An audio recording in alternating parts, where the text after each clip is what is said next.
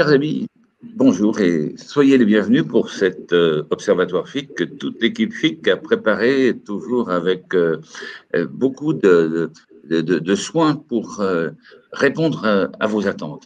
Merci bien sûr à Amélie qui est notre chef d'orchestre et qui à chaque fois déploie beaucoup d'énergie pour faire en sorte que nous ayons des contenus passionnants.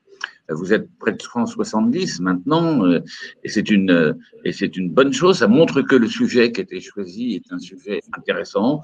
Quand la blockchain, quand on a inventé dans la fin des années 2000 les crypto-monnaies, la crypto-actif qui est le Bitcoin, par celui que l'on pense être l'auteur, mais enfin, vous savez que derrière, il y a tout un mythe. Je ne sais pas s'ils savaient à l'époque qu'il y aurait aujourd'hui un usage de plus en plus important des crypto-monnaies, des crypto-actifs plus exactement, parce que le mot crypto-monnaie n'est pas très crypto-actif, dans le cadre d'actions criminelles. Et donc, ce matin, c'est un grand plaisir pour nous d'accueillir bien sûr, Agathe Boulanger d'Avisa Partners, d'accueillir Clément Pavu de ScoreChain et Alexandre Sachenko de KPMG et Alexandre Gillot du C3N, donc du Centre de lutte contre la cybercriminalité de la Gendarmerie nationale. Je vais laisser la parole à Amélie qui va animer le débat. Avant non pas de vous quitter, mais de céder la parole, je voulais simplement vous dire que nous avons, dans le cadre du FIC, dans le cadre de l'Agora du FIC, lancé un programme de réflexion en vue de préparer la PFUE, la présidence française de l'Union européenne, et donc de faire des propositions sur l'Europe du numérique, et notamment donc la cybersécurité en Europe, et donc dans la cybersécurité, la lutte contre la cybercriminalité. Alors, sachez simplement que si vous avez des idées, des propositions, n'hésitez pas à vous faire connaître. Nous serions tout à fait intéressés par vos propositions, même si elles ne sont pas élaborées, même si ces 3 lignes, ça nous permettrait, nous, de voir quelles sont les pistes sur lesquelles nous pourrions orienter notre réflexion, sachant bien sûr qu'on s'inscrit dans une continuité. On ne va pas dire que la présidence française, c'est la révolution, qu'il n'y avait rien avant et qu'après, il n'y aura rien non plus. Mais en même temps, la continuité n'exclut pas une accentuation, une accélération. Donc, merci à vous tous et à vous toutes pour vos éventuelles contributions. Sachez qu'elle n'est pas nécessaire de nous faire 50 pages, simplement 3 lignes. Voilà ce que je pense que la France devrait développer, soutenir pendant la PFUE du 1er janvier 2022 au 1er juillet 2022. Avant de céder la parole à Amélie, je vous dis que toute l'équipe sera heureuse de vous retrouver au FIC au mois de septembre. Pour nous, c'est un événement essentiel parce que ce sera d'abord un événement de convivialité. Nous allons nous retrouver. Aujourd'hui, c'est vrai qu'on se voit au travers des webinars, c'est bien, mais ce n'est pas extraordinaire quand même sur le plan humain. Donc, ça sera un moment de convivialité, de retrouvailles. Et puis, bien sûr, c'est un moment important par rapport à la relance de notre pays, et notamment dans la relance de notre pays dans le domaine du numérique et dans le domaine de la cybersécurité. Voilà, mes amis, donc, on patiente, et surtout, on inscrit sur son agenda 7, 8, 9 septembre, Lille. Ça sera le grand renouveau, le grand rebond. Et donc, nous serons très heureux de vous y accueillir nombreux. Voilà, j'ai trop parlé. Amélie, chers amis qui intervenaient ce matin, merci. Et donc, nous allons vous écouter maintenant avec beaucoup d'intérêt et voir si nous achetons ou nous vendons nos bitcoins en fin de matinée. Voilà, à tout à l'heure. Merci beaucoup, Général. Et effectivement, on attend la fin de la matinée pour savoir ce qu'on fait de nos bitcoins. On va parler effectivement aujourd'hui de la crypto-criminalité, la face cachée des monnaies virtuelles. C'est le titre qu'on a donné à cette session. Et on va en parler donc avec les 4 intervenants d'aujourd'hui, Clément Pavué de ScoreChain, le capitaine Paul-Alexandre Gillot, donc du C3N de la Gendarmerie nationale, Agathe Boulanger, consultante en investigation et compliance chez Avisa Partners, et enfin Alexandre Sachenko, directeur blockchain et crypto services chez Blockchain Partners. Alors, la première question peut-être qu'on peut se poser, c'est d'abord, que je vais poser à vous, capitaine Gillot, qu'est-ce que la cybercriminalité, la cryptocriminalité? Parce que finalement, on en parle, mais quelle forme elle peut prendre exactement et à quoi ça correspond? Alors tout d'abord, je vais vous donner le point de vue finalement du côté des forces de l'ordre, de la gendarmerie et donc du centre de lutte contre les criminalités numériques, de la gendarmerie, de C3N, mais donc on distingue en fait par cryptocriminalité tout ce qui va être la criminalité liée à l'utilisation des crypto-monnaies et des crypto-actifs. Donc à ce titre, je pense que certains petits exemples valent mieux finalement que des très longs discours. Mais typiquement, on peut distinguer différentes formes de criminalité, que ce soit purement orienté cyber, mais également des formes de criminalité classiques qui utilisent finalement après les crypto-monnaies pour comme nouveau moyen finalement soit de paiement, soit de rançon. À ce titre-là, donc, je pense qu'avec le confinement, certains interlocuteurs ont déjà pu expérimenter la douloureuse découverte de ce qu'est une attaque par rançongiciel, qui vise aussi bien les particuliers que les grandes entreprises. Avec l'arrivée du Covid et l'explosion du télétravail, on constate donc une nette augmentation de ce type d'atteinte au stade. Notamment par exemple en zone gendarmerie, si on veut, on a une explosion entre 2019 et 2020 de plus 48,54% en zone gendarmerie de ces atteintes au stade. Et ça ne fait qu'augmenter avec le temps. À l'heure actuelle, la majorité donc, des rançons demandées dans le cadre de ces attaques se font par le biais de la crypto-monnaie. On peut noter également après tout ce qui peut être faux investissements, escroquerie, sur par exemple des nouvelles crypto-monnaies qui disent se créer, qui marchent en fait sur le système de chaîne de Ponzi, ce qu'on appelle aussi des exit scams. On note aussi tout ce qui va être phénomène classique aussi et connu en matière de cyber, mais qui va être les hameçonnages ou un phénomène de phishing. Comme vous avez pu peut-être aussi l'expérimenter, ceux qui étaient peut-être des investisseurs de la première heure, notamment après le hack de Ledger. L'utilisation aussi de la crypto-monnaie pour tout ce qui va être attaque purement cyber du type attaque DDoS aussi, qui peuvent du coup s'acheter très facilement sur Dark à ce niveau-là. En termes après de financement et d'utilisation de la crypto comme monnaie traditionnelle, on peut constater aussi en tant que financement du terrorisme, extorsion, menace d'attentat, ça s'est déjà vu aussi dans des pays européens. Et après, pour le volet qui nous intéresse aussi un petit peu plus au C3N, l'utilisation de crypto pour ce qui va être trafic illicite sur le dark web. Là, quand on parle de trafic illicite, on peut noter soit les trafics de stupéfiants, trafic d'armes, trafic de faux papiers. On l'a eu aussi pendant la période du Covid, trafic de faux médicaments, vaccins, masques et gel hydroalcoolique. De plus, désormais, on constate qu'avec la démocratisation de ce moyen entre guillemets de paiement, tout ce qui va être la thématique des atteintes aux mineurs désormais peuvent aussi impliquer de la crypto-monnaie. Dans tout ce qui va être soit échange ou achat de contenu sur Internet ou sur le dark, cette thématique va être également impactée par la crypto-monnaie. Et comme je vous l'ai dit, tout ce qui va être phénomène de criminalité classique, entre guillemets, donc typiquement, on aura aussi bien du basique comme du blanchiment de fraude fiscale aggravé, avec l'utilisation des crypto-monnaies, ou, encore une fois, le blanchiment du trafic de stupéfiants, de différents trafics qui impliquent également la crypto-monnaie. Voilà un peu pour ce panorama des cybermenaces quant à la cryptocriminalité. Et alors, Alexandre Tchachenko, du coup, pour distinguer bien les deux Alexandres, quelle est l'ampleur de ce phénomène? Parce que c'est vrai qu'on en parle beaucoup, hein, ça fait un peu le buzz de la cryptocriminalité en ce moment. Ça fait régulièrement la une des magazines de la presse spécialisée en tout cas. Mais quelle est véritablement l'ampleur de ce phénomène? Quelle est en volume? Qu'est-ce que ça représente? Et est-ce que justifié d'en parler autant finalement? Alors, bonjour à tous. Juste une précision parce que j'ai été présenté sous deux casquettes différentes, mais c'est normal. J'ai été présenté comme KPMG Blockchain Partner, mais effectivement, je suis fondateur d'une startup qui s'appelle Blockchain Partner, Et on a rejoint KPMG il y a 2 mois, donc les deux sont vrais. Donc il n'y a pas de souci pour ceux que ça aurait confusé. Ensuite, pour répondre à la question, le volume que ça représente, la question a déjà été posée dans le chat, et donc c'est normal, parce que c'est vrai que quand on arrive sur ce sujet-là, la première question qu'on doit se poser, c'est est-ce que ça représente beaucoup d'argent, à la fois en valeur absolue et en pourcentage? Et la réponse qu'on trouve, c'est pas beaucoup, et surtout de moins en moins.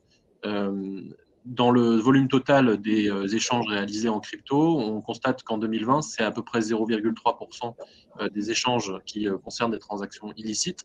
Et dans ces 0,3%, plus de la moitié concerne des arnaques. Donc on en a parlé juste avant. Des arnaques, donc des gens qui vont attirer des fonds en faisant des escroqueries. Et puis on retrouve aussi des ransomware, donc comme on avait dit tout à l'heure aussi, et des achats sur le darknet. Donc, si on met ces 3 catégories ensemble, on a presque 95% de ces 0,3%, le tout dans un marché qui aujourd'hui pèse, donc si on prend toutes les crypto-monnaies ensemble, pèse 2000 milliards de dollars à peu près, en market capitalisation, hein, donc pas forcément en volume de transactions. Mais c'est pour qu'on se rende compte que c'est un sujet dont on parle finalement beaucoup, comparé à ce que ça représente réellement en termes de transactions illicites. C'est important de noter que par rapport à ce qui a été dit avant et par rapport à ce que je dis là, c'est que dans ces 0,3% de transactions illicites, qui sont déjà pas énormes, hein, sur les monnaies traditionnelles, on est plutôt entre 2 et 5% d'habitude, donc c'est un facteur 10 supérieur.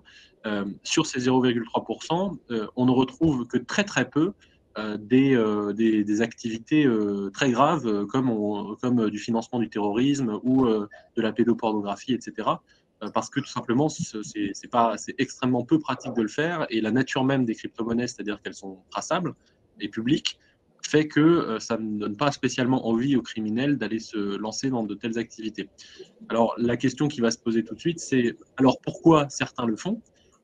Et c'est très simple, c'est qu'en réalité, bien que ce soit extrêmement transparent et traçable, sur les années précédentes en particulier, eh bien, personne ne regardait. C'est-à-dire que si vous utilisez Bitcoin pour financer des activités illicites, disons en 2014, il n'y avait encore aucune activité, j'allais dire, de surveillance qui était mise sur ces réseaux-là. Et donc, ça avait beau être transparent, si personne ne regardait, on pouvait s'en sortir assez facilement. Aujourd'hui, c'est loin d'être le cas. Les plateformes d'échange principales des crypto-monnaies sont maintenant des plateformes régulées, voire en bourse pour Coinbase aux États-Unis. Donc, c'est des plateformes qui vont demander l'identité de leurs clients, qui vont faire des diligences, qui vont vous obliger à donner votre identité. Et donc, on se retrouve dans un secteur où finalement, la part des transactions illicites est largement marginale par rapport à ce qu'elle représente dans le secteur traditionnel. Donc, voilà, pour répondre à la question, c'est un sujet dont il faut parler parce que le marché va être amené à grossir en valeur absolue, et donc forcément, ça va commencer à représenter des volumes conséquents en valeur absolue. Mais en soi, il ne faut pas du tout le voir comme un outil du financement des activités illicites. Bien au contraire, on constate que la proportion de transactions illicites est inférieure, et que donc du coup, c'est plutôt un outil de lutte pour le financement du terrorisme de passer par ces fameuses crypto-monnaies. Donc en fait, c'est pas tellement les caractéristiques propres des crypto-monnaies qui en faisaient l'attraction pour les criminels, mais plutôt le fait que c'était un secteur, un marché qui déjà était pas forcément bien régulé, on en parlera, mais qui surtout était un peu confidentiel et pas très utilisé. Et donc c'est 2 choses. C'est juste 2 choses pour compléter, parce qu'effectivement, je n'ai pas mentionné un des aspects, c'est-à-dire le premier, c'est qu'effectivement personne ne regardait. Le deuxième, puis je vois aussi une des questions qui est comment obtenir ces chiffres alors que c'est anonyme. Je précise, la plupart des crypto-monnaies, et Bitcoin en particulier, qui représente de très très loin la crypto-monnaie la plus utilisée, n'est pas anonyme, elle est pseudonyme. Et ça change tout, parce que ce que ça veut dire, c'est qu'on peut tracer les transactions. Mais par contre, ce qui va intéresser les criminels sur des monnaies comme des crypto-monnaies comme le Bitcoin, c'est que bien qu'elles soient traçables, elles sont incensurables. Donc ça veut dire que vous pouvez quand même faire une transaction, on pourra remonter à vous, mais il faut que juridiquement, en remontant à vous, on ait la capacité quand même d'aller vous chercher et d'aller vous poursuivre. Mais ça, c'est les 2 faces d'une même pièce. C'est-à-dire que oui, ça va permettre des transactions illicites, et en particulier des escroqueries et des scams, etc. Mais c'est précisément ces mêmes caractéristiques-là qui permettent à un Edward Snowden de continuer de se financer parce que tous ses comptes bancaires ont été saisis et fermés. Donc, c'est les 2 faces d'une même pièce. j'allais dire, ça permet des escroqueries et ça permet des lanceurs d'alerte. Donc, c'est cette chose-là où c'est toujours un peu compliqué d'analyser parce qu'effectivement, c'est les deux faces d'une même pièce. Et vous voulez compléter, Captain Gillot? Je me permets effectivement de rebondir là-dessus parce qu'effectivement, les crypto-monnaies comme le Bitcoin, et en fait la majorité d'entre elles sont effectivement pseudo-anonymes, dans le sens où on n'a pas directement l'identité du possesseur, du wallet, mais on a effectivement en visuel l'ensemble des transactions effectuées à partir de ces wallets. Cependant, je me permets aussi de pondérer par rapport au volume, dans le sens où à l'heure actuelle, en tout cas du point de vue des forces de l'ordre, de ce que l'on voit, il y a un énorme chiffre noir en matière finalement de crypto-criminalité, dans le sens où par exemple, si on prend les atteintes au stade, une récente étude qu'on avait fait au C3N il y a 2 ans montrait que finalement, on a un rapport de 1 pour 756 en matière finalement d'attaque qui sont reportés avec des victimes qui portent plainte. À partir du moment où finalement la victime choisit de payer sans forcément porter plainte, ce chiffre va être complètement passé sous le radar, les rançons payées également, et à moins d'une analyse effectivement crypto étendue dans laquelle on arrive à rassembler et à bien clusteriser tous les wallets des criminels en question, ce qui n'est pas forcément toujours le cas, c'est assez compliqué finalement de pouvoir avoir un chiffre global en matière finalement de crypto-criminalité. Le chiffre de 0,3% que je donnais est basé sur l'analyse précisément des transactions sur blockchain. Donc, il y a déjà ce genre d'hypothèses qui sont prises en compte pour l'extrapolation et le suivi des adresses crypto.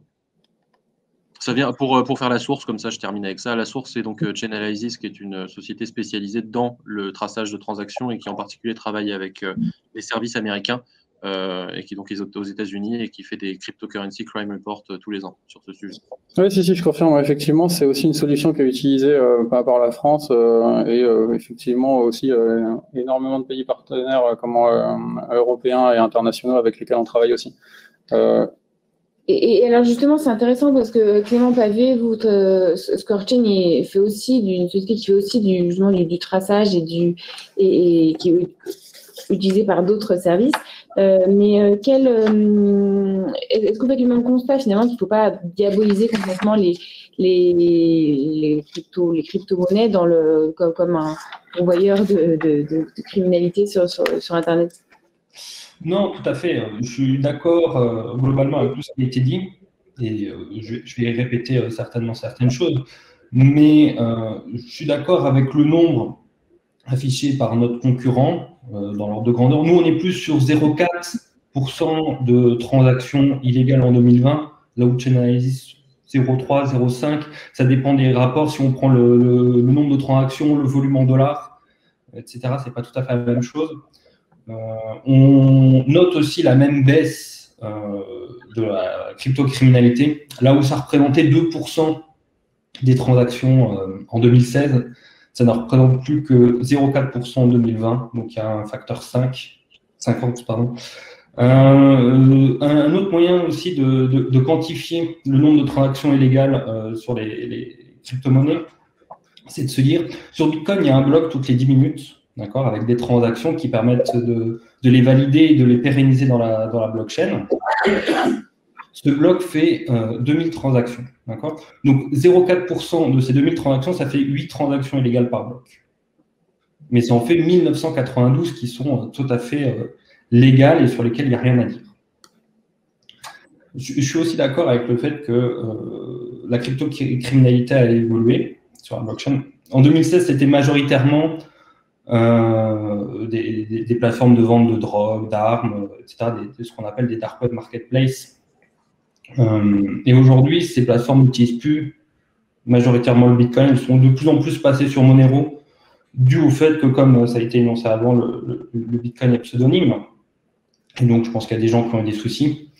Et donc, les nouveaux venus se sont rués sur Monero, qui est une monnaie totalement anonyme et qui est bien plus compliquée à tracer.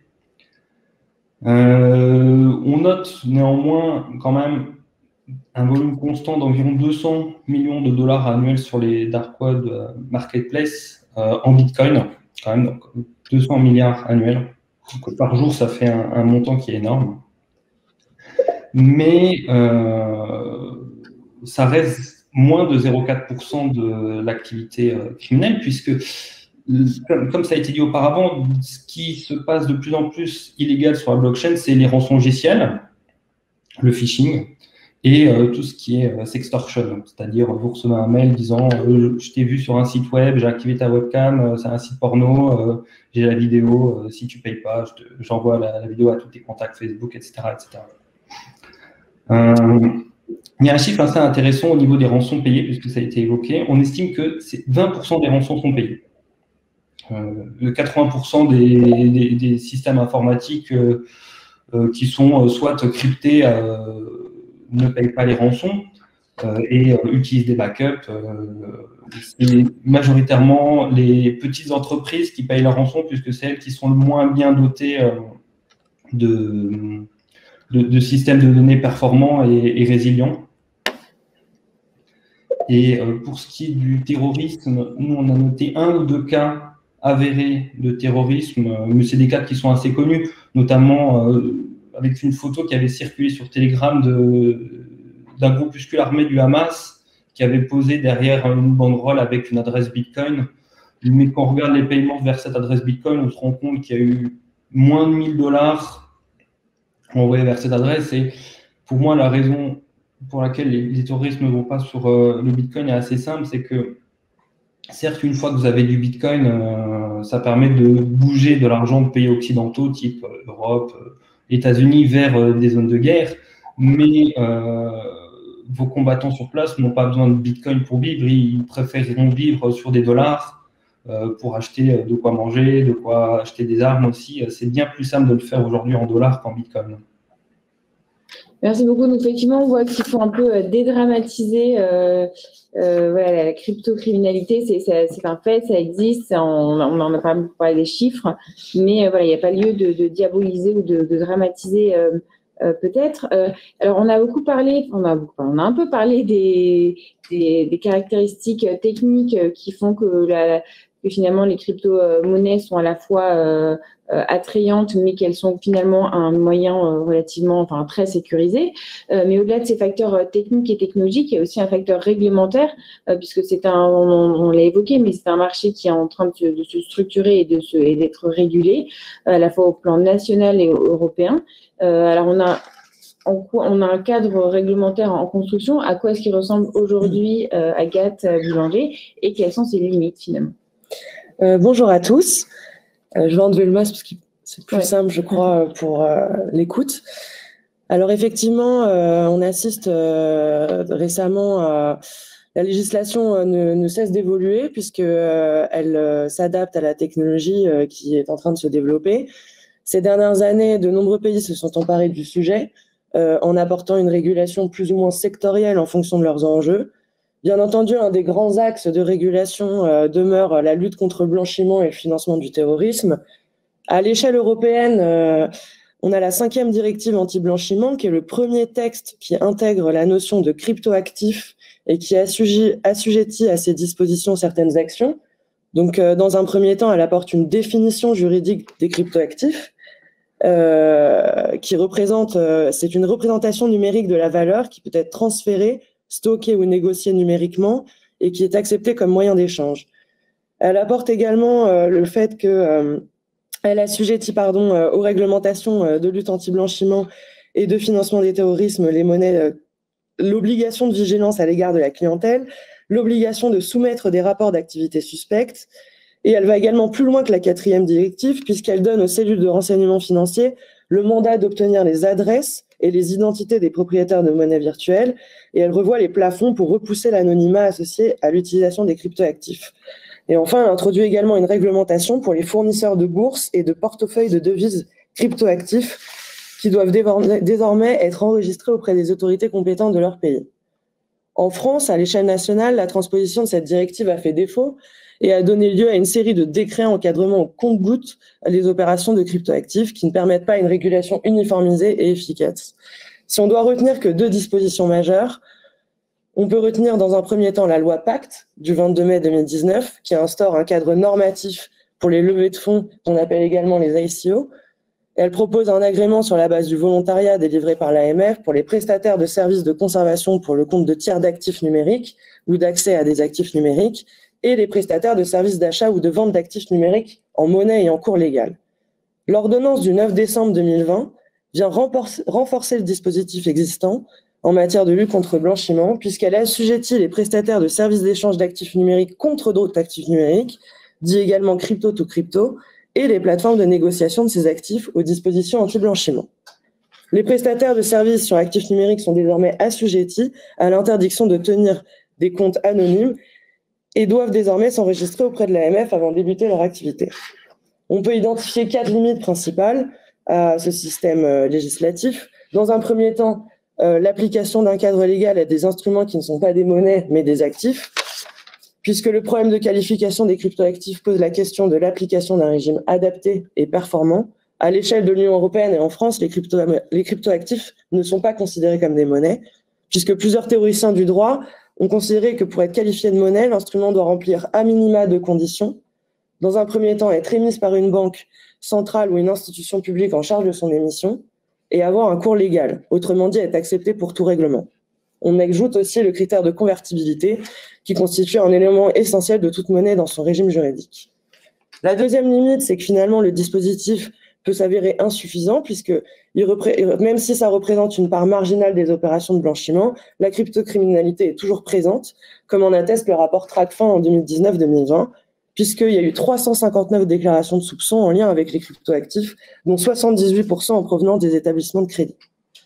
Enfin, la troisième limite, ça pourrait être l'équilibre délicat entre la volonté de légiférer et l'attractivité de la France, puisqu'on remarque qu'il y a une volonté souveraine de la France de faire un État attractif pour attirer les investisseurs, et donc par conséquent, ne pas trop réguler pour rester compétitif par rapport à d'autres pays.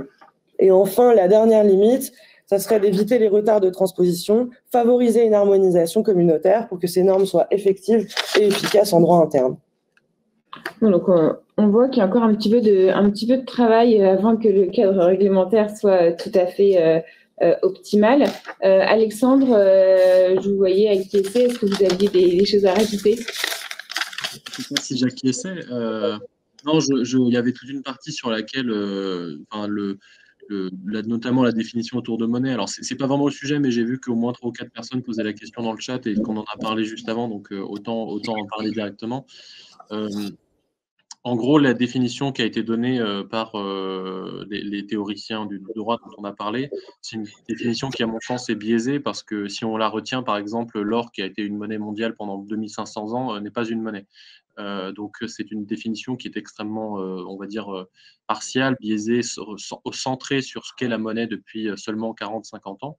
Mais en réalité, une monnaie, c'est un moyen d'échange, c'est une unité de compte, c'est une réserve de valeur. Globalement, Bitcoin ne remplit pas ces conditions pour tout le monde, mais pour certaines personnes, il remplit bien ces conditions. Donc, ça en fait potentiellement une utilisation de monnaie. Maintenant, c'est vrai que, étant donné que c'est un outil qui a été construit au départ, j'allais dire, en réaction à une défiance envers les banques commerciales et les banques centrales en général, en fait, il faut arriver à se décentrer. C'est-à-dire que pour un citoyen français qui a un compte en banque et qui fait des virements SEPA, Bitcoin ne va pas forcément représenter un outil de paiement pour tous les jours parce que ça marche bien d'utiliser sa carte bancaire et de faire ses courses sans contact. Par contre, on a à peu près la moitié des gens sur Terre qui n'ont pas accès à des comptes en banque, pour lesquels avoir un téléphone payé en Bitcoin lorsque sa monnaie locale fait 1 million % d'inflation dans l'année, on n'est pas exactement dans la même situation. Et donc, pour toutes ces personnes-là, avoir le débat sur est-ce que Bitcoin est une monnaie, c'est un débat sur lequel ils rigolent parce qu'en fait, eux, ils s'en servent déjà comme une monnaie. Donc, ça, c'était mon premier élément. Deuxième élément, c'était sur la réglementation. Sur la réglementation, j'étais un peu en décalage avec ce qui a été dit, puisque la France aujourd'hui a une réglementation qui est parmi les plus fortes sur les cryptoactifs, les crypto-monnaies, peu importe comment on les appelle, parce que la France a toujours eu cette tendance sur les années précédentes à vouloir être mieux-disant et à appliquer les directives avant tout le monde. C'est un peu ce qui s'est passé aussi, c'est-à-dire qu'on a un statut qui s'appelle donc PSAN, prestataire de services sur actifs numériques. On a effectivement, comme ça a été dit, la nécessité de s'enregistrer auprès de l'AMF, auprès de la CPR, etc. Mais ce qu'il faut bien comprendre, c'est que d'un point de vue innovation, d'un point de vue compétitivité, aujourd'hui, les plateformes américaines peuvent opérer en France sans demander ce statut, alors que les plateformes françaises peuvent à peine ouvrir un compte en banque, puisque les banques aujourd'hui refusent d'ouvrir des comptes à ces établissements, et qu'une fois qu'elles y arrivent, si jamais elles y arrivent, elles sont soumises à une réglementation auquel leurs concurrents ne sont pas soumis. Et plus précisément, elles doivent par exemple demander des papiers, des solutions d'authentification à leurs clients, qui sont restreintes au virement SEPA ou à des solutions d'identification validées par l'ANSSI comme celle de la Poste. Ce qui fait qu'en fait, mécaniquement, si vous voulez être compétitif, c'est compliqué puisque vous n'avez accès qu'au marché des gens qui ont des virements SEPA. Donc c'est aujourd'hui la réglementation française, je pense qu'elle est, j'allais dire, en avance sur son temps. Je ne dis pas qu'elle est mauvaise, je dis juste que dans un processus d'innovation, la réglementation, il vaut mieux qu'elle arrive une fois que les cas d'usage sont là et les acteurs ont émergé, plutôt qu'elle préempte le sujet, empêchant l'industrie nationale de se développer. Et ce qu'on va se rendre compte, c'est que dans 5-10 ans, on aura une réglementation super, mais elle ne s'appliquera à personne, parce qu'on n'aura pas d'acteurs locaux. Et en ce moment, je me plais à citer Charles Péguy là-dessus, on aura les mains propres, mais on n'aura pas de mains. Donc c'est un peu embêtant. Et donc, il faut le prendre en compte dans la lutte contre la cybercriminalité, contre le fameux cryptocrime. La lutte contre les cryptocrimes, elle passe précisément par le fait de pouvoir contrôler des plateformes sur notre sol domestique. Donc, si on n'a pas de plateforme sur notre sol domestique, on sera condamné à chaque fois qu'il y aura une plainte à demander aux Américains s'ils ont la bonne volonté pour nous donner leurs informations. Donc, à prendre en compte dans la lutte contre le cryptocrime sur le long terme. Alors. Capitaine Gillot, je crois que vous vouliez réagir. Oui, tout à fait. Là, pour le coup, je suis d'accord avec vous, Alexandre, mais typiquement, on commence à avoir un gros problème là-dessus quand on identifie, par exemple, les différents les opérateurs de crypto. À l'heure actuelle, c'est simple. La majorité, finalement, des acteurs auxquels on a affaire au niveau judiciaire sont situés à l'étranger, ce qui va de toute façon poser des problèmes en termes de réquisition judiciaire, de demande d'entraide, avec des délais plus ou moins longs, des temps de réponse pas forcément aussi des réponses pas forcément adaptées, notamment en ce qui concerne aussi le gel d'actifs, avec souvent des plateformes situées, donc vous avez souligné, aux États-Unis, mais plus généralement aussi soit sur le continent asiatique, mais à l'échelle, dans des endroits qui sont pas forcément les plus adaptés, en tout cas pour une réponse judiciaire rapide. J'en profite juste pour revenir également sur effectivement le côté cryptocrime et pour rassurer aussi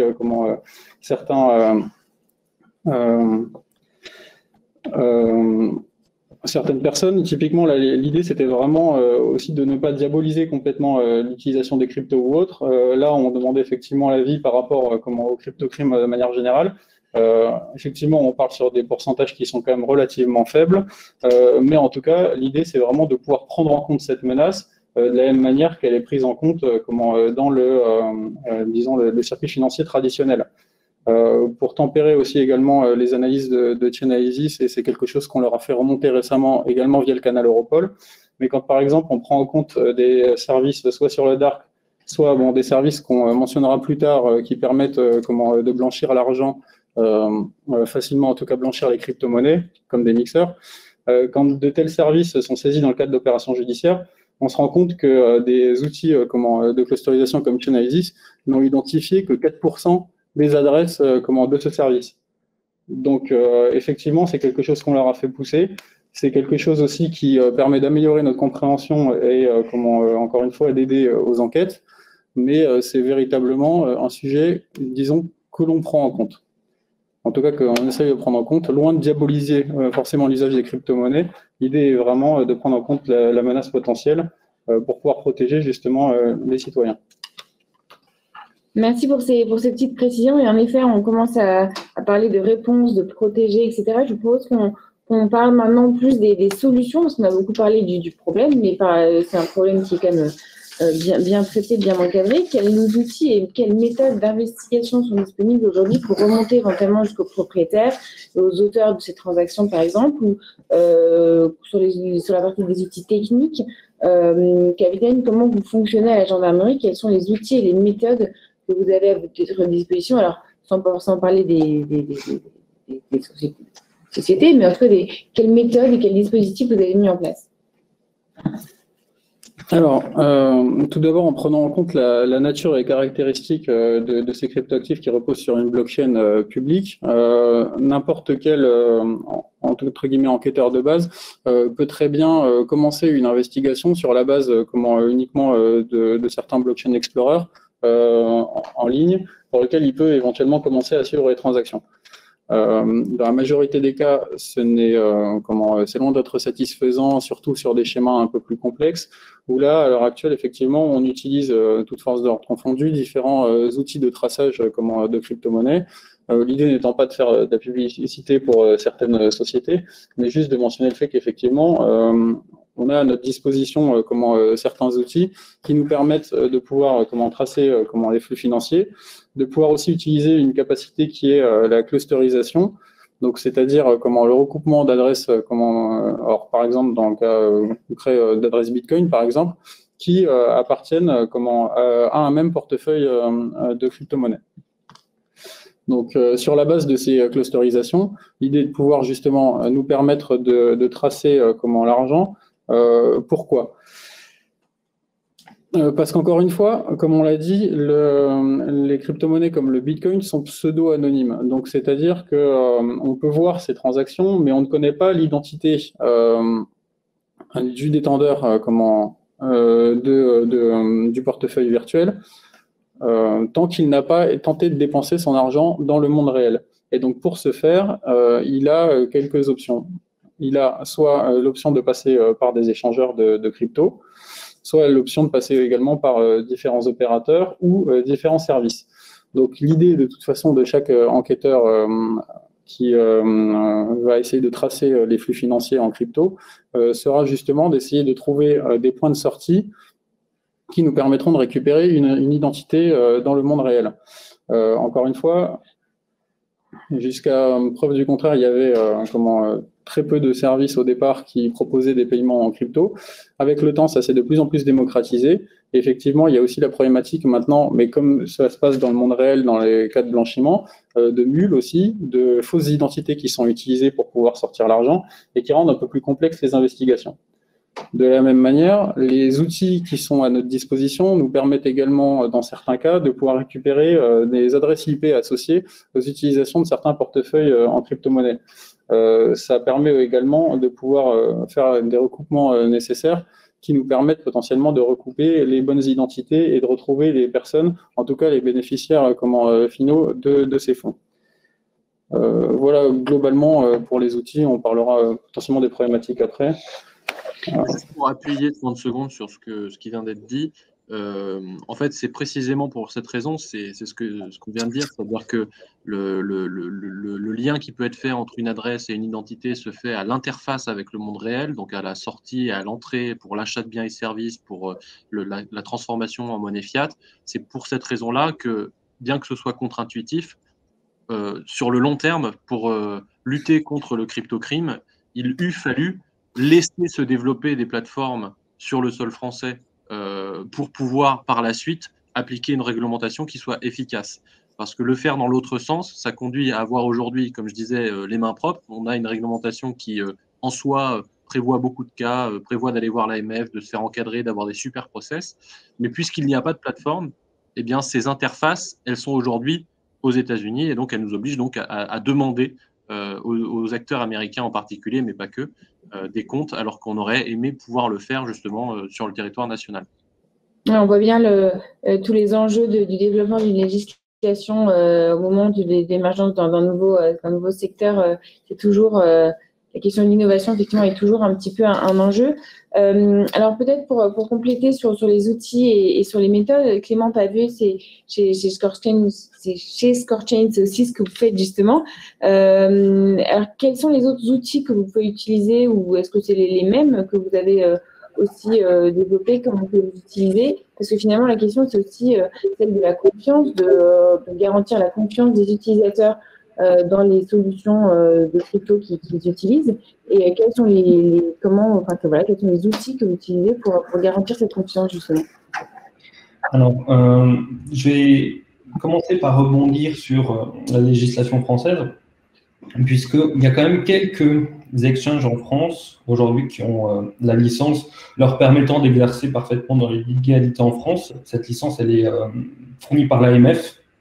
Et toutes ces compagnies sont clientes de ScoreChain pour faire leur process anti-blanchiment d'argent. Donc nous, on sait accompagner les sociétés pour atteindre cet agrément. Au niveau des outils, globalement, alors je ne suis pas chez les providers externes tels que Chainalysis ou d'autres, une petite dizaine sur le marché. De mémoire, on est les seuls Européens. Il y a quelques Asiatiques, beaucoup d'Américains ou en tout cas d'Anglo-Saxons. Et à la base, on a tous, je pense, je peux pas aller voir leur code, j'aimerais bien, mais je peux pas. On est tous basés sur la même base de recherche, de white paper sur comment désanonymiser le Bitcoin, puisque c'est pas malheureusement une question qu'on peut aller poser en tant que développeur sur Stack Overflow et avoir la réponse et copier-coller un bout de code. C'est une réflexion qui est assez poussée. Nous, ce que l'on fait pour aller plus loin que la recherche, on essaie en tout cas de faire de plus en plus de machine learning pour en fait étudier le comportement d'adresses ou de ce qu'on appelle sur Bitcoin de cluster, c'est-à-dire de groupements d'adresses qu'on sait appartenir à la même personne. Et cette étude comportementale nous permet de détecter plus facilement des adresses du dark web que l'on n'aurait pas su identifier ou alors qui n'auraient pas répondu favorablement à nos algorithmes de clustering. Voilà, donc après, nous, au niveau des outils qu'on met en place, nous, on met en place un block explorer, comme le capitaine Gillot a dit qu'il en utilisait. Simplement, nous, la plus-value qu'on ajoute, c'est qu'on permet de, sur une adresse, montrer d'où vient l'origine des fonds, si ça vient d'une plateforme qui est régulée, qui n'est pas régulée. Et à chaque plateforme, on attribue un score qui, à la fin, et une fois agrégé, permet à notre client de savoir si il s'expose à un risque en acceptant les fonds de cette adresse. Donc, tout ça, ça permet d'avoir une certaine confiance dans l'écosystème. Et je pense qu'aujourd'hui, la confiance, elle est légitime pour tout crypto actif, mais aussi pour tout actif fiduciaire. Hein. Si vous prenez par exemple un billet de 20 €, qu'est-ce qui fait qu'il vaut 20 €? C'est que quelque part, vous avez confiance à la Banque Centrale Européenne sur le fait que ça vaille 20 € et que demain, ça vaut 20 €. Donc, aujourd'hui, si on prend le même raisonnement pour les cryptos, je pense qu'au vu du prix du Bitcoin, la confiance est là, clairement. Et ce qu'il faut bien voir, c'est que jamais la blockchain Bitcoin ou la blockchain Ethereum ou la plupart des blockchains ne se sont fait hacker. Jamais aucun des consensus ne s'est montré défaillant en lui-même. Là où on entend beaucoup de problèmes de hack sur Bitcoin ou n'importe, c'est les sociétés qui opèrent dessus qui se font hacker. C'est leur système d'information à eux. Hein, d'accord. Par exemple, on peut prendre le cas de Binance, qui a perdu des millions d'euros de fonds de ses utilisateurs.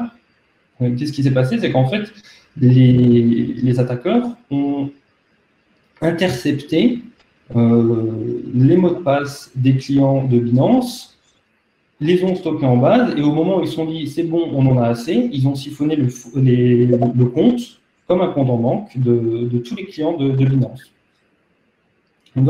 En aucun cas, la blockchain Bitcoin a eu un problème à ce moment-là, le protocole était parfaitement respecté.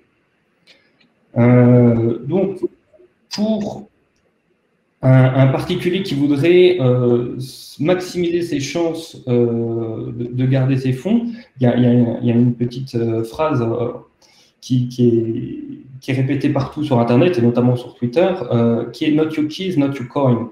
C'est-à-dire que si vous ne possédez pas le matériel cryptographique de votre wallet, c'est-à-dire que ce n'est pas vous qui décidiez de débloquer vos fonds, de les bouger sur la chaîne, mais une société tierce, telle qu'une plateforme d'échange ou un site marchand, là, il y a danger parce que, de un, ce site peut se faire attaquer, mais les dirigeants du site peuvent aussi décider de partir avec le fond du tiroir caisse.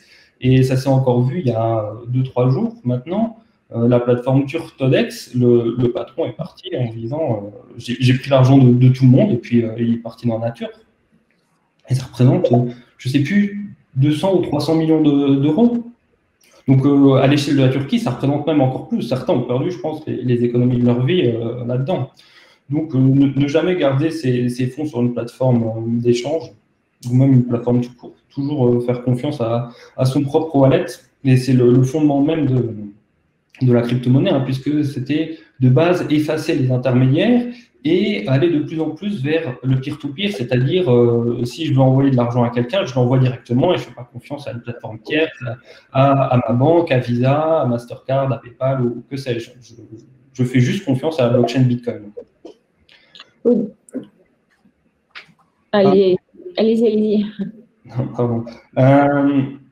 Donc, moi, préconiserais de faire confiance aux anciens du milieu, les très très vieilles plateformes d'échange. Je ne citerai pas, mais je pense qu'ils sont assez simples à trouver.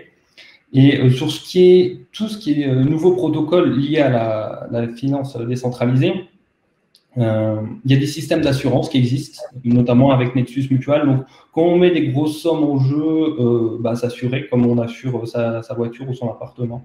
C'est pareil pour les crypto-monnaies. Et ça permet notamment de se prémunir contre les failles de smart contracts, comme il y a encore eu aussi le cas hier avec Uranium Finance sur la blockchain de Binance. Donc finalement, la blockchain est sûre, les entreprises qui réintermédient, alors que la blockchain devait justement permettre de désintermédier, le sont un petit peu moins. Mais en cas de problème, n'hésitez pas à vous assurer. Et je crois que vous voulez rajouter quelque chose. Alors tout à fait, c'était juste pour confirmer, je suis d'accord avec vous, je pense qu'en regardant les cours aujourd'hui et le phénomène d'adoption finalement plus ou moins massive maintenant de la crypto-monnaie avec aussi des grosses sociétés qui ont pignon sur rue qui s'ouvrent maintenant aux crypto-actifs, je pense qu'effectivement en un mot la confiance est là. Et c'est dû également justement au fait que toutes les transactions cryptoactifs qui s'appuient sur la blockchain en font que les transactions sont rapides, puisque finalement maintenant c'est le seul moyen avec des frais relativement peu élevés de pouvoir faire des virements à l'autre bout de la planète en quelques minutes, validés en quelques minutes, de manière irréversible, immuable, mais également aussi sécurisée, étant donné qu'on a une réplication du fait du protocole décentralisé. Ce qui en fait justement quelque chose de sûr, mais c'est comme dans tout, et c'est ce qui est la base aussi de certaines escroqueries, c'est que la seule personne finalement qui n'est pas fiable, c'est l'utilisateur en lui-même. La seule faille dans le système, c'est l'humain. Vous avez parlé des plateformes, effectivement, si jamais vous ne maîtrisez pas vos clés, c'est que ce n'est pas vous le propriétaire in fine de ces fonds. Donc soit vous avez le risque de vous faire voler vos credentials sur ces plateformes, et auquel cas vous perdez de par le fait le contrôle sur votre portefeuille virtuel hébergé sur la plateforme, soit c'est la plateforme elle-même qui est responsable de la perte de vos capitaux, soit par un hack, soit parce qu'elle s'est effondrée.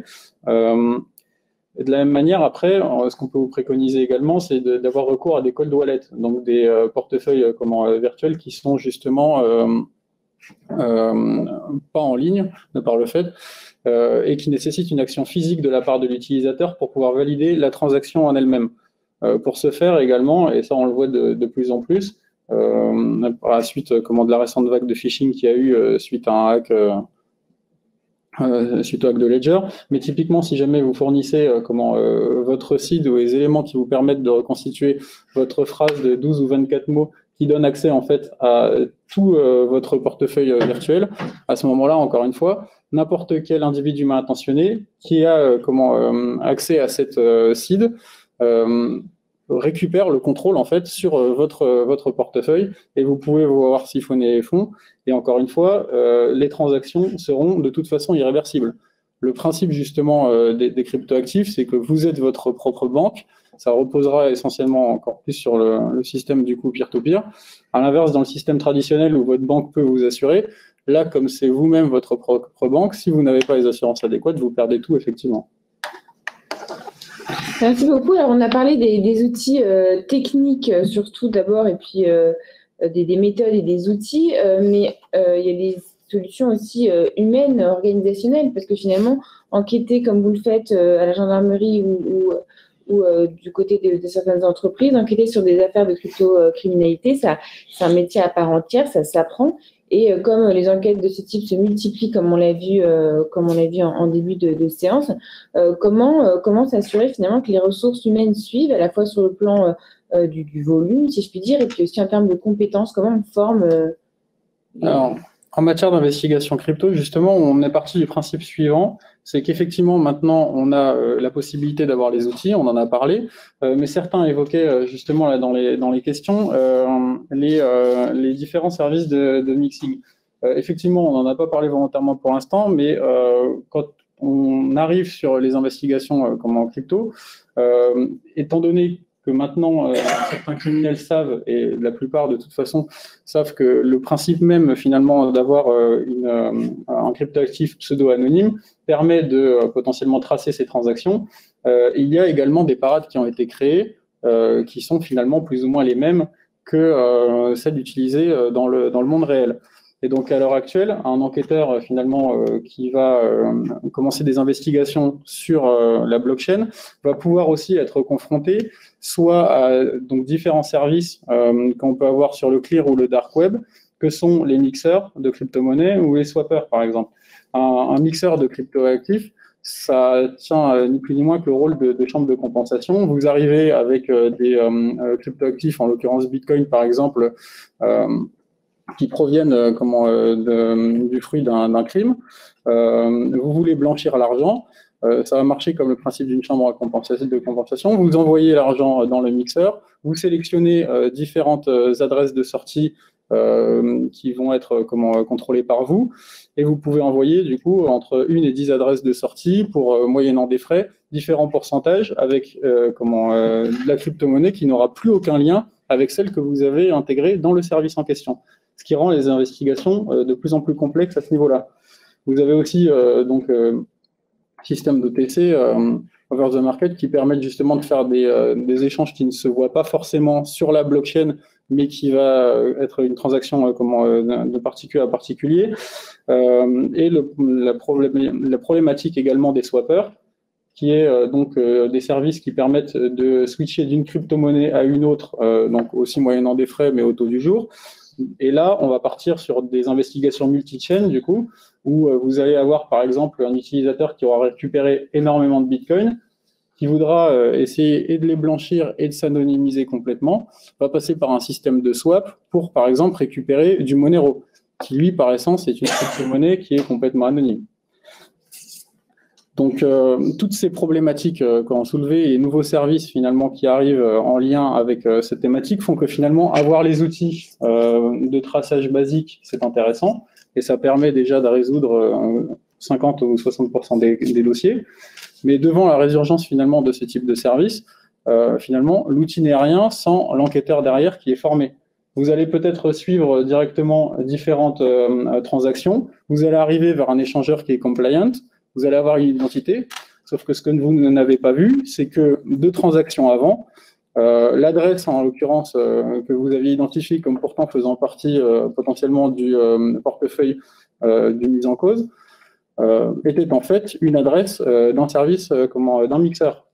Et donc finalement, vous allez potentiellement interpeller la mauvaise personne qui, elle, n'avait rien à voir avec tout ça, mais qui a elle aussi reçu de l'argent de ce mixeur. On a de cette manière, effectivement, ils ont coupé le lien. Donc, à l'heure actuelle, on a également, et on est en train de créer ce qu'on dispose d'un département de conception et de création d'outils cyber, qui nous permettent donc sur étagère, pas sur étagère justement, mais de créer à la demande des enquêteurs pour chaque type d'enquête en fonction des différents mixeurs qu'on rencontre, des outils qui nous permettent d'essayer de démixer les transactions, justement en regardant dans la blockchain quels autres types d'adresses ayant reçu des fonds peuvent potentiellement correspondre à la transaction qui a eu lieu sur ce mixeur.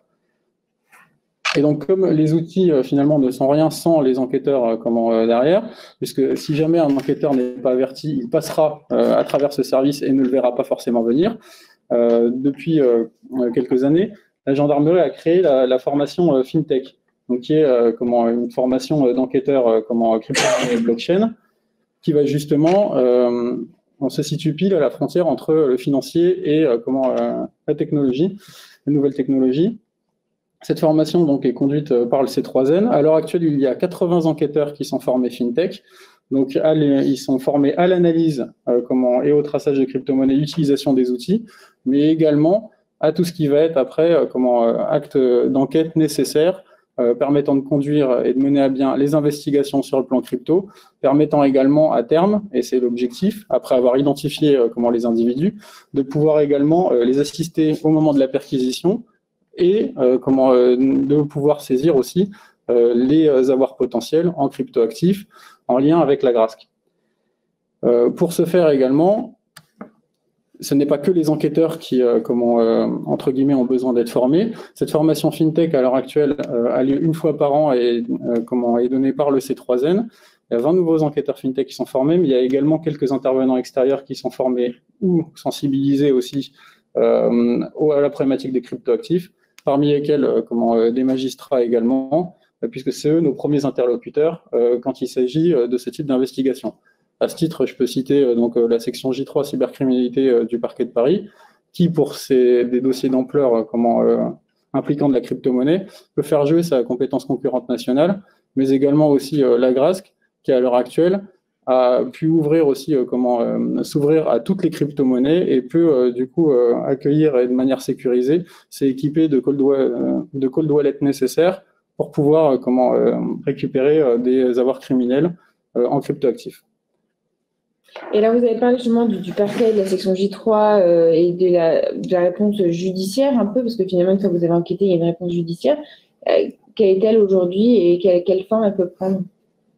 Alors, finalement, et là, comme je vous le disais, on n'est pas là pour diaboliser les crypto-monnaies, on est vraiment là pour prendre en compte le phénomène. Et finalement, quand on regarde la réponse judiciaire, la réponse judiciaire, même si l'investigation comporte une part de technicité à cause des crypto-monnaies, la réponse judiciaire est la plus classique possible, dans le sens où finalement les cryptos ne sont qu'un moyen et vont être impliqués et utilisés pour le blanchiment.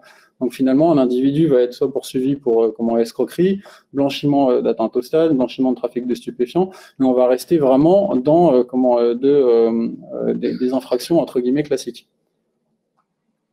Le fait de pouvoir, sur des investigations et sur des dossiers qui relèvent d'une certaine technicité, avoir soit des correspondants cybercriminalité au sein des différentes GIRS, mais également de pouvoir avoir une centralisation sur certains phénomènes par la section J3 cybercriminalité du parquet de Paris, permet également d'avoir une meilleure vue globale sur phénomène, d'avoir une réponse aussi plus adaptée, plus rapide, et de disposer finalement après d'un meilleur arsenal juridique pour combattre ces criminels.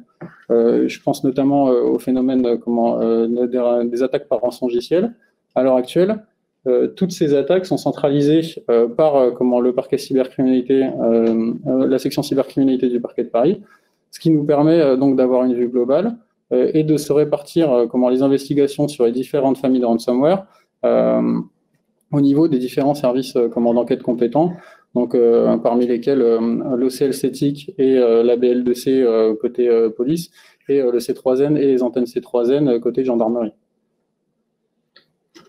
Merci beaucoup. Effectivement, on l'avait déjà mentionné tout à l'heure, mais il y a quand même un continuum entre ce qui existe déjà et le fait que la façon prend en compte la dimension crypto. Alors peut-être pour refaire le lien sur l'aspect passer du judiciaire au plus juridique et législatif, mais quelles évolutions ou quelles améliorations peut-être de la réglementation dédiée, dont on a déjà un peu parlé, mais on a dit qu'elle était en avance sur certains pays, peut-être un peu trop parfois, mais qu'elle n'était pas complètement suffisante aujourd'hui pour prendre en compte le risque associé.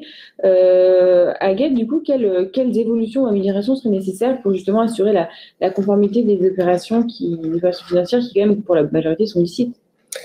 Oui, tout à fait. Alors justement, pour contrer les limites évoquées antérieurement, plusieurs solutions peuvent être envisagées. Bien sûr, elles sont non exhaustives.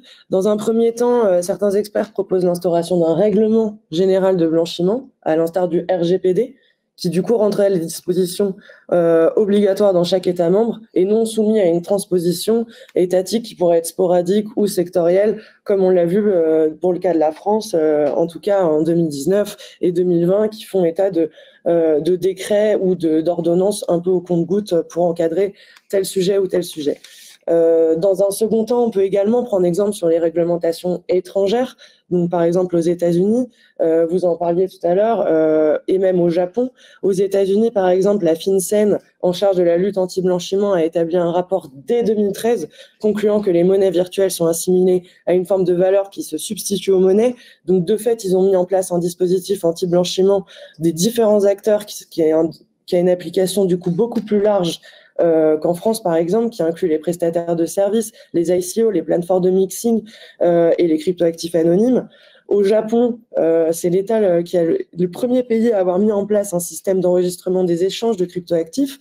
La National Police Agency qui a décidé de former des spécialistes en analyse de données, tester une technologie d'intelligence artificielle qui est capable de détecter les transactions illicites. Et enfin, je dirais que une évolution possible, ça serait du coup de l'harmoniser la régulation à l'échelle, bien sûr, européenne, mais aussi un alignement international. Le GAFI a commencé à pas mal à émettre des recommandations sur le sujet. Faut continuer à réguler puisque, en fait, finalement, on arrive au phénomène de low shopping, c'est-à-dire le choix de la régulation la plus souple, et ça contribue aussi à faire fuir les investisseurs sérieux, par exemple en France, et donc du coup, encadré par le haut, avoir une régulation qui est uniforme permettrait du coup de mieux encadrer les risques et en favorisant un investissement plus sécurisé et attractif. Merci Agathe. Est-ce que Alexandre, vous étiez intervenu sur le sujet de la législation. Est-ce que vous vouliez peut-être compléter?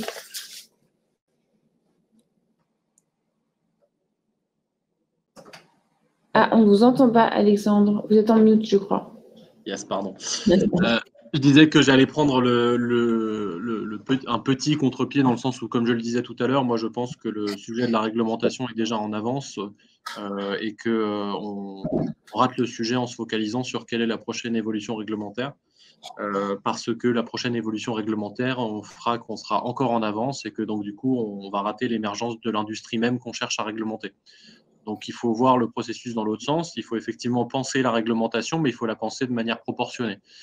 Comme je disais tout à l'heure, par exemple, aujourd'hui, quand on est un acteur français et qu'on doit demander 2 pièces d'identité, dont une qui est nécessairement soit un virement SEPA, soit une solution de la Poste, à des clients pour toute transaction qui dépasse 1 euro, c'est quelque chose qui n'est absolument pas proportionné quand on voit que, comme on l'a dit, la proportion de transactions illicites est extrêmement faible et que l'écosystème est très peu développé. Donc, étant donné que ce n'est pas proportionné, ça ne favorise pas l'émergence de l'industrie et donc après, on se retrouve à avoir une réglementation qui ne sert pas à grand-chose. Donc, moi, mon avis là-dessus, c'est qu'on peut penser la réglementation et ses évolutions futures, mais si possible, ne pas l'appliquer directement à tout le monde, avec comme ce qui a pu se passer par exemple en France, où Bruno Le Maire a pris un décret en fin d'année dernière à la suite des attentats de Conflans-Sainte-Honorine en disant bon bah voilà, maintenant vous avez 6 mois pour vous mettre en conformité avec la réglementation, ce qui a fait que beaucoup d'acteurs se sont retrouvés avec l'AMF qui a dit maintenant vous arrêtez vos activités, à 6 mois après, avec toujours pas de solution pour avancer. Donc tout ça est dommageable et il faudrait d'abord se focaliser sur l'émergence de l'industrie avant d'aller chercher la prochaine étape de réglementation. Maintenant, sur la législation, il y a quelques aspects de fiscalité qui doivent encore être clarifiés pour que le cadre soit cohérent. J'allais dire intéressant, mais de toute façon, la fiscalité est un sujet beaucoup plus large que simplement les cryptos. Il faut de toute façon avoir une fiscalité cohérente avec le reste de la politique nationale. Donc aujourd'hui, en France, on est à 30% de flat tax, ce qui ne me semble pas déconnant.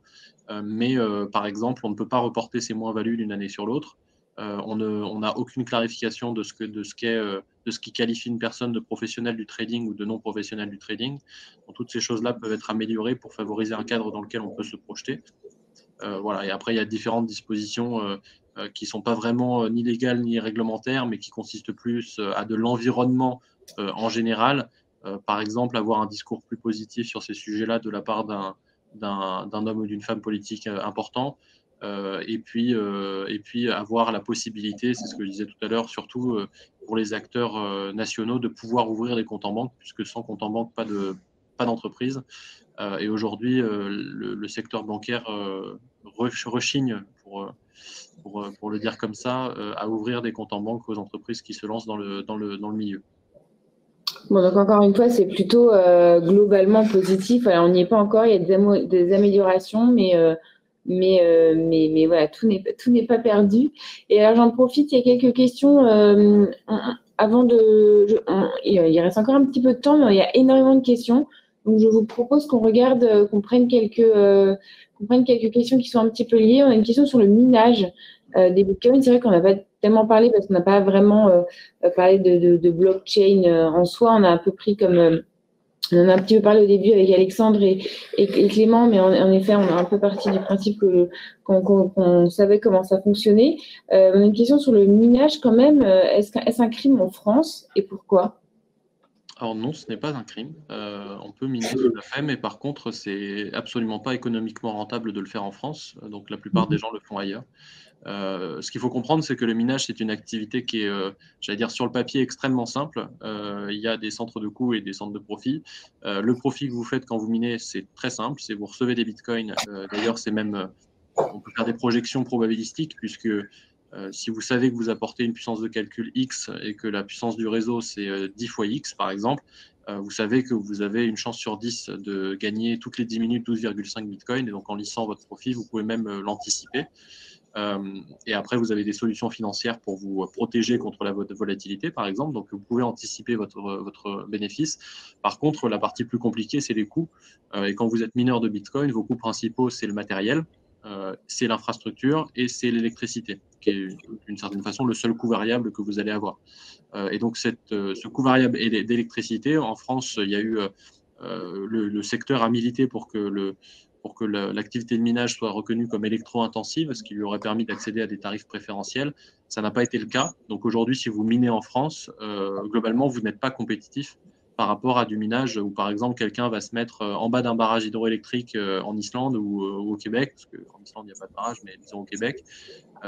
Donc c'est un pays où il fait froid et donc ça va forcément être plus facile de refroidir ses serveurs. C'est un pays où, en fait, le pays est tellement grand que vous avez des barrages qui ne sont pas forcément super bien connectés au réseau de consommation et donc qui aujourd'hui produisent de l'énergie que personne ne consomme. Et donc quand vous êtes en bas de ce barrage-là, non seulement vous payez presque rien pour refroidir vos serveurs, mais en plus vous avez des deals avec les producteurs d'électricité locaux pour avoir de l'énergie pas chère du tout. Donc c'est pas un crime en France, mais aujourd'hui c'est pas rentable de le faire. Donc vous pouvez y aller, mais faites bien votre business plan, quoi.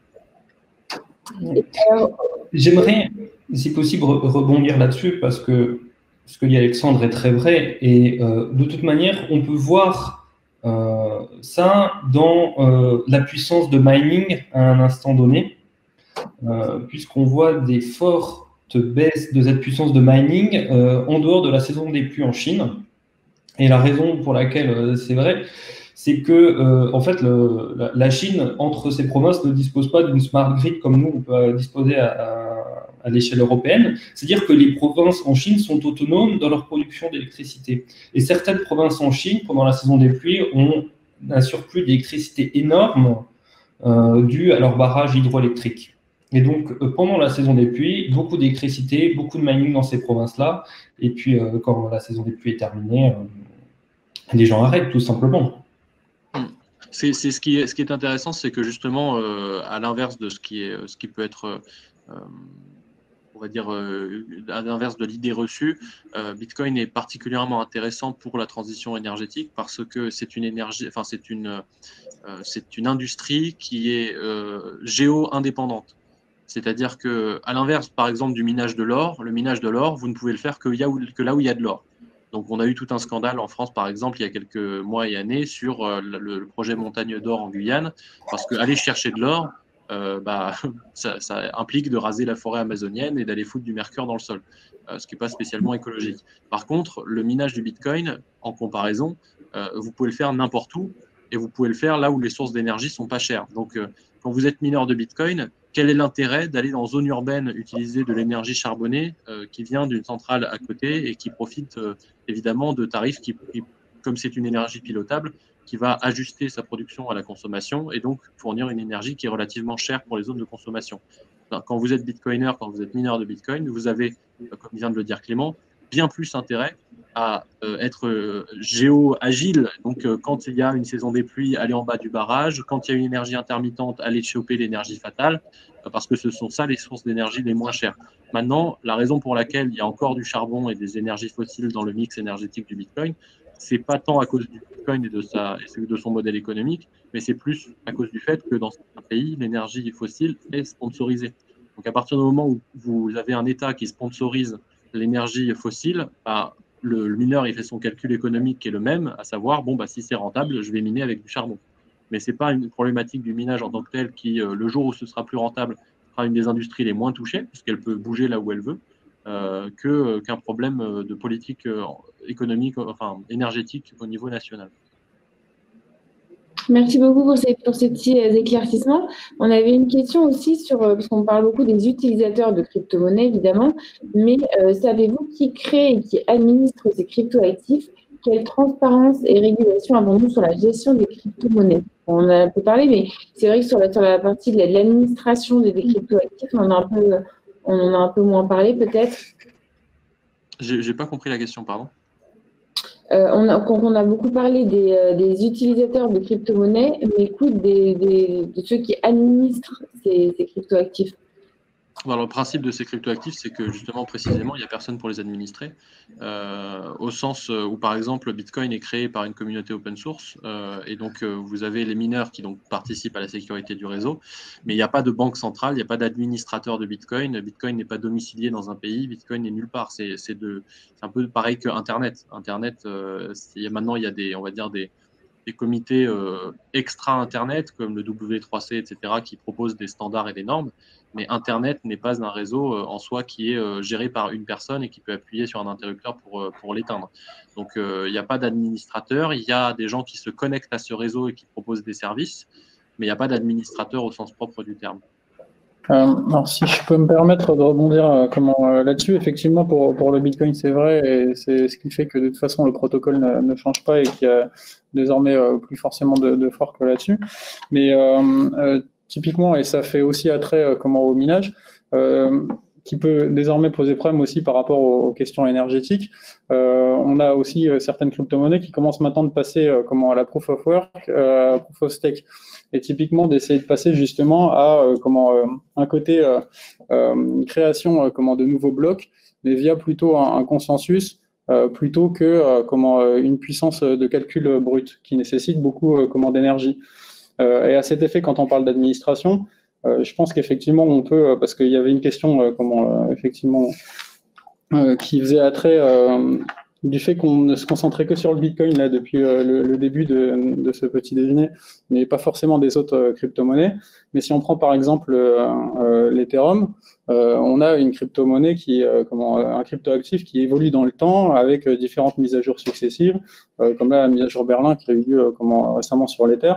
On peut citer des crypto-monnaies comme le Tezos par exemple, qui ne repose que sur la delegated proof of stake, donc typiquement avec une preuve de concept déléguée, qui fait que vous avez des utilisateurs qui sont appelés des bakers, qui une fois qu'ils mettent de côté un certain nombre finalement de ce type de crypto-monnaie, en l'occurrence le Tezos, peuvent finalement avoir entre guillemets voix au chapitre, et quand il y a des questions de certaines mises à jour, d'amélioration ou de changement de ce réseau, peuvent voter aussi et avoir des droits de vote délégués par rapport à certains qui vont justement déléguer leur droit de vote auprès de ces bakers.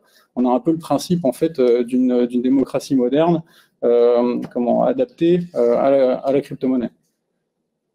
À ce moment-là, c'est considéré comme administrateur, mais effectivement, ils prennent part quand même et ils envoient au chapitre par rapport aux améliorations de cette blockchain. Je vais juste, après, ce qui est dit est vrai. Il faut quand même avoir les ordres de grandeur en tête. Bitcoin, c'est 1000 milliards de capitalisation. Tezos, dont on vient de parler, c'est 4 milliards. Donc, il faut qu'on garde en tête que Bitcoin aujourd'hui, ça représente à peu près les 2/3 de la capitalisation totale de toutes les crypto-monnaies. Donc, le fait qu'on y ait dédié beaucoup de temps n'est pas anecdotique parce qu'en fait, c'est la première et de très, très, très, très loin. Donc, ça, c'est une première chose. La deuxième chose, c'est que peu importe le mode de consensus, je ne suis pas sûr qu'on puisse les appeler des administrateurs. Alors après, c'est peut-être une question de vocabulaire, mais les personnes qui participent au consensus, que ce soit en proof of stake ou en delegated proof of stake, restent des mineurs d'une certaine façon, c'est-à-dire qu'ils sont remplaçables et on peut passer à quelqu'un d'autre pour valider les transactions sans trop de soucis. Donc il n'y a pas d'administrateur au sens point central dont le rôle est de gérer le réseau au-dessus des autres. Voilà. Et après, comme il y avait une question effectivement aussi sur ces différents types de minage, il faut aussi avoir en tête que ces différents modes de consensus aujourd'hui, ils sont prometteurs, mais il y a le côté positif et négatif de prometteur. C'est-à-dire que pour l'instant, le proof of stake n'est pas un mode de consensus qui a été fait à très grande échelle. On le retrouve sur des blockchains comme Tezos, mais comme je disais, Tezos, c'est 4 milliards. Le Bitcoin, c'est 1000 milliards. Ça existe depuis 10-11 ans maintenant. Alors que Tezos existe depuis beaucoup moins longtemps et brasse beaucoup moins de transactions. Donc, il faut attendre de voir que ces modes de consensus sont résistants ou non aux attaques violentes qu'a pu subir le réseau Bitcoin avec succès, puisque ça n'a pas été hacké. Et si évidemment ça valide ces tests, effectivement, ce seront des modes de consensus alternatifs qui seront intéressants, mais qui ne sont pas sans risque non plus. Un proof of stake, par exemple, est un mode de validation qui peut tendre à favoriser les plus riches, par exemple. Donc ça, c'est des choses qu'il faut avoir en tête, et de toute façon, je ne pense pas que Bitcoin sera relégué au sens où ça a déjà le rôle d'étalon dans le monde numérique pour acheter n'importe quel. Aujourd'hui, vous le faites en Bitcoin, vous ne le faites pas forcément en dollars. Et donc, ce rôle d'étalon va être très difficile à déboulonner. Et Bitcoin n'a pas prévu de passer en proof of stake, en tout cas pas demain, ni dans les prochaines années. Donc, on devra continuer à faire avec la proof of work pendant un certain temps à minima. Alors, il y a aussi une question, on s'éloigne un tout petit peu, mais à peine, parce qu'on en a beaucoup parlé récemment, les NFT. Existe-t-il des nouvelles pratiques criminelles associées ou utilisant les NFT, donc les non-fungible tokens? Peut-être juste, c'est une question intéressante parce qu'on en a beaucoup parlé récemment, mais peut-être on pourrait commencer par expliquer très rapidement ce que c'est, parce que je pense que tout le monde n'est pas forcément…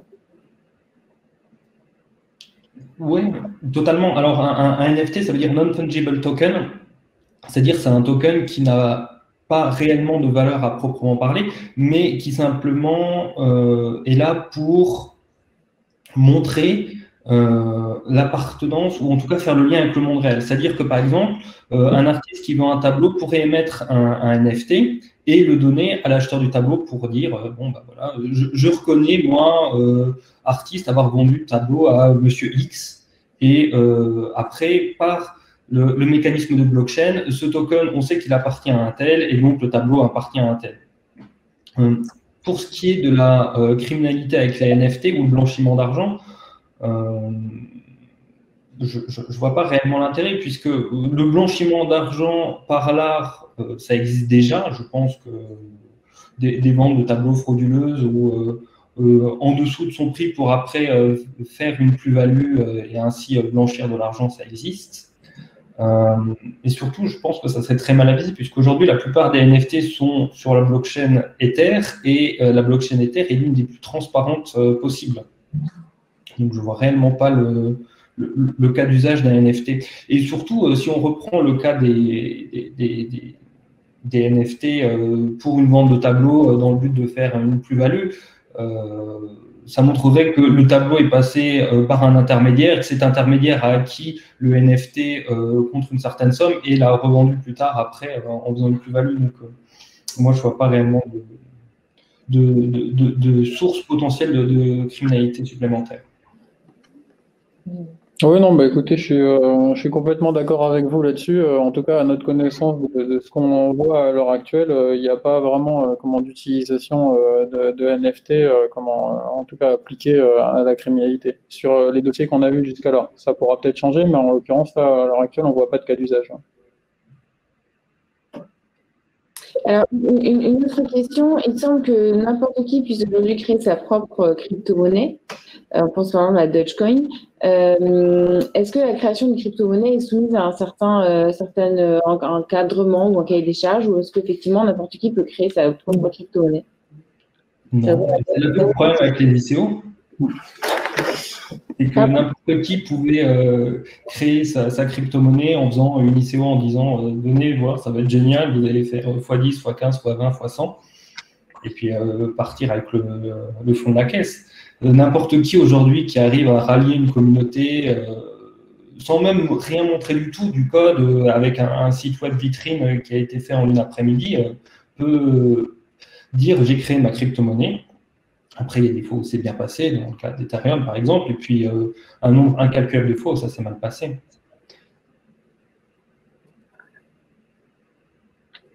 Oui, il y a un petit peu. Oui, effectivement. Alexandre, est-ce que vous voulez réagir à ça aussi? Non, il n'y a pas grand-chose à ajouter. Ce qui fait une monnaie, c'est le consensus social. Donc, tout le monde peut créer une monnaie, mais si vous êtes tout seul à l'utiliser, ça ne sert à rien. Donc, c'est pour ça qu'il faut garder en tête qu'effectivement, Bitcoin a réussi à créer quelque chose que personne n'avait réussi à faire avant, c'est-à-dire cette fameuse communauté de gens qui l'acceptent, qui l'utilisent, qui le stockent, qui s'en servent comme réserve de valeur. C'est quelque chose qui est difficile à reproduire. Donc, on a certaines blockchains qui arrivent, en proposant quelque chose de nouveau, Ethereum par exemple, Tezos ou 2-3 autres. Et puis après, le consensus social, parfois, il se base sur des trucs un peu débiles. Et typiquement, on voit que Dogecoin est une blague au départ. Aujourd'hui, Dogecoin est une capitalisation monstrueuse, alors qu'au départ, c'est une blague et que ça n'a rien de plus que Bitcoin, voire ça a des choses en moins, parce que c'est pas limité en nombre, par exemple. Donc maintenant, le problème, c'est que c'est le consensus social qui le fait. Et derrière, à partir du moment où il y a un peu de spéculation, eh bien, ça peut prendre en valeur. Donc maintenant, en fait, il faut toujours s'appuyer sur les fondamentaux pour savoir si cela est pérenne.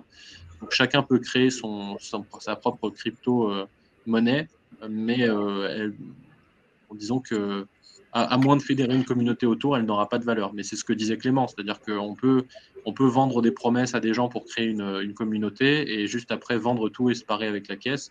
C'est des choses qu'on a déjà vues et qui sont des choses contre lesquelles il faut bien sûr lutter. Et alors, depuis le début, effectivement, on utilise l'un ou l'autre, on dit crypto-monnaie ou crypto-actif. Est-ce qu'il y a une différence ou est-ce qu'il faut faire une différence? Non, alors ouais, allez-y, pardon. Non, mais c'est vrai que depuis tout à l'heure, et moi le premier, je pense, on a tendance à mixer un peu les termes, dans le sens où, comme l'a souligné Agathe, cryptoactif, c'est le terme qui a été validé à l'heure actuelle, en tout cas, et qui désigne des cryptos, monnaie, comme n'étant pas justement une monnaie, en tout cas en Europe. Après, effectivement, non, on parle exactement de la même chose, en tout cas depuis ce matin. Oui, et puis si je peux me permettre, ça permet aussi, comme je disais tout à l'heure, l'application ou la non-application en l'espèce d'un régime juridique. Si les crypto-monnaies étaient considérées comme des monnaies, on appliquerait l'ensemble des réglementations applicables aux monnaies conventionnelles à l'heure actuelle, et ça serait beaucoup plus simple la régulation aujourd'hui. Et justement, le problème de définition, alors ça paraît assez rébarbatif et théorique, mais c'est un vrai problème puisque l'absence de qualification pose question sur l'application d'un régime adapté. Moi, en gros, sur la question de la dénomination, il y a deux façons, enfin en tout cas deux axes de réflexion qui sont complémentaires. Il y a une première façon de le voir qui est de dire on l'étudie sous l'aspect économique, c'est-à-dire que le cryptoactif va être le terme générique pour parler d'actifs qui sont crypto. Et dans les cryptoactifs, vous avez des crypto-monnaies et ce ne sont que celles ou que ceux des cryptoactifs qui ont réussi à obtenir une fonction de monnaie. Donc, avec cette définition-là, c'est très restrictif parce qu'à part Bitcoin, globalement, il n'y en a pas beaucoup des cryptoactifs qui aujourd'hui sont utilisés à divers endroits de la planète comme des monnaies en moyen de paiement pour différents services, en réserve de valeur, etc. etc. Maintenant, quand on aborde cette question sous un prisme plus fonctionnel et technique, j'allais dire entre spécialistes, on va avoir, alors le débat n'est pas clos, mais je vous propose une version de ce débat. On va parler de crypto-monnaie quand on parle des jetons de protocole, C'est-à-dire, par exemple, Bitcoin, c'est le jeton de la blockchain Bitcoin, Ether, c'est le jeton de la blockchain Ethereum, XTZ, c'est le jeton de la blockchain Tezos. Tous ces jetons sont des crypto-monnaies parce que leur blockchain sous-jacente ne peut pas fonctionner sans. À l'inverse, si vous faites une ICO et que vous créez un jeton par-dessus une blockchain existante, on ne parlera alors pas de crypto-monnaie parce que ce n'est pas un jeton qui est essentiel au fonctionnement de la blockchain sous-jacente. Ça, c'est une autre taxonomie, c'est une autre façon de le voir. Et donc, à ce moment-là, on parlera de crypto-monnaie pour Bitcoin, Ether, Tezos, etc. Et pour le reste, on parlera de jetons ou de crypto-actifs parce que c'est plus large. Donc, voilà. Maintenant, après, pour le profane, en réalité, crypto-monnaie ou crypto-actifs, peu importe, les deux sont substituables si on ne rentre pas dans les détails techniques. Et alors, il y a une question qui, effectivement, on aurait peut-être dû en parler un moment au début, mais qui rejoint ce que vous disiez tout à l'heure, Alexandre. Il va peut-être falloir expliquer un tout petit peu qui est derrière Bitcoin. Alors, vous avez dit personne. Et vous pouvez un peu développer pour ceux qui ne seraient pas trop familiers du Bitcoin et de la blockchain. Personne d'identifiable en tout cas. En gros, Bitcoin est né d'un papier qui a été publié sur un forum en 2008 par un pseudonyme qui est Satoshi Nakamoto. Donc, il a publié un papier où ça décrivait ce qu'était Bitcoin, comment ça devait marcher, pourquoi ça existait, etc. Ce papier il est toujours disponible pour ceux qui souhaitent aller le consulter, qui s'appelle Bitcoin Peer-to-Peer Electronic Cash System. Et donc, ce papier étant publié par un anonyme ou un groupe d'anonymes qui n'a jamais révélé son identité, dont on ne sait toujours pas qui c'est, et qui n'a pas d'impact, c'est ça le plus important, sur la gouvernance du code, puisqu'en fait, par la suite, c'est un logiciel libre, au sens où moi, si je prends le code de Bitcoin, je peux le faire tourner sur mon ordinateur et avoir un poids dans la gouvernance et dans l'évolution du code. Il n'y a personne derrière Bitcoin, au sens où ce fameux Satoshi Nakamoto, personne ne sait qui c'est.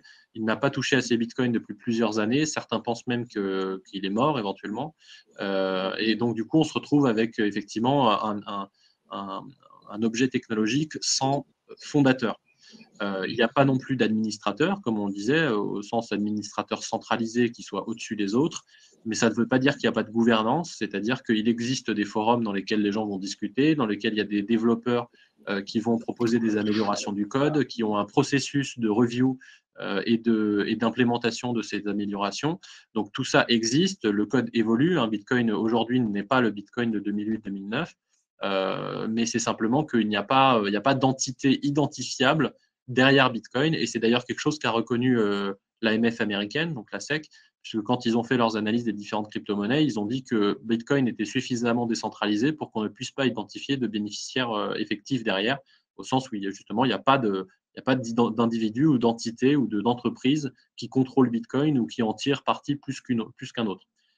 Ils ont également eu cette réflexion, en tout cas ce début de réflexion pour Ethereum, ce qui a d'ailleurs été un peu débattu à l'époque, puisque Ethereum, à l'inverse, a été créé par par des gens qui sont parfaitement identifiables, qui se sont révélés. Mais aujourd'hui, Ethereum est suffisamment décentralisé, en tout cas pour l'AMF américaine, pour qu'ils disent aussi, OK, on considère que c'est assez décentralisé aujourd'hui pour que ce ne soit pas, par exemple, considéré comme un jeton security. Donc après, c'est un débat juridique, effectivement, sur le niveau de décentralisation. J'allais dire, c'est même un nouveau concept ce fameux niveau de décentralisation qui n'était pas mentionné par qui que ce soit avant. Mais sur Bitcoin, on ne peut pas identifier de personnes qui soient derrière. Mais, comme je le disais, ça n'empêche pas à une gouvernance d'exister. Donc, on a bien répondu à la question, mais on n'a pas éclairci le mystère sur l'origine du Bitcoin. Voilà. C'est-à-dire, c'était quoi la question sur le régime du Bitcoin? Non, c'était ça, sur l'origine. À l'origine. Voilà, on sait, mais on ne sait pas. On sait, mais on ne sait pas qui. Voilà. Mais j'allais dire, ça n'importe peu. Ouais. Et c'est d'ailleurs mieux pour ne pas être biaisé, de ne pas savoir qui a lancé ça. En tout cas, c'est la théorie de beaucoup de gens dans Bitcoin. Mais il y a beaucoup de théories et de suppositions autour de ça. Donc, je vous encourage, si vous avez un peu de temps et envie d'aller voir, il y a plein de théories plus ou moins intéressantes d'ailleurs. Alors, il y avait une dernière série de questions qu'on va prendre parce qu'on arrive presque à la fin, mais sur la question du mixing et de l'open source. Capitaine Gillot, je crois que vous vouliez rebondir là-dessus. Oui, alors effectivement, il y avait 3 questions qui étaient finalement sur le même thème, mais sur comment les services de mixing. Est-ce que ça représente un véritable business?